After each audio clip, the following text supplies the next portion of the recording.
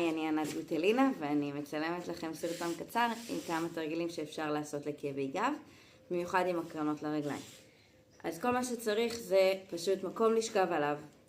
אפשר לעשות את זה כמה פעמים ביום שרוצים, אין באמת הגבלה.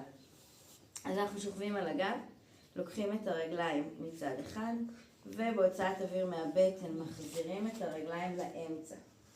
וצד שני לקחת אוויר, ולהוציא אוויר, לחזור למרכז. עכשיו זה אמור להיות מתיחה קלה ונעימה, לא להגיע עד לכאב, ממש חשוב לנו.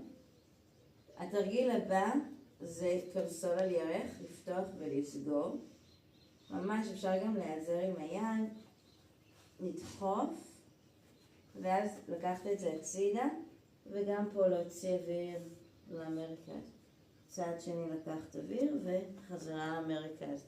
חשוב שכל התרגילים האלה, החגורת כתפיים נשארת באמצע, אין על הרמה, פשוט להרגיש את הגוף שטוח על המזרון, והכל אותו דבר גם צד שני. ממש ככה בקלות. להרים את האגן, הרמות אגן, ולהוריד. כשאני מרימה את האגן, אני לא מנסה לדחוף את החזה, פחות המטרה שלי זה לעלות גבוה. אני כן רוצה לשמור את הקשר בין הצלעות לאגן, והישבן רוצה לעקבים. אני רוצה לעבוד על הירך האחורית ועל הישבנים, וזה ממש פותח כאן.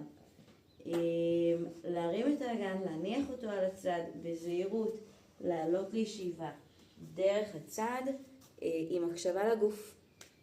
מקווה שעזרתי לכם. ביי, תעדכנו אותי.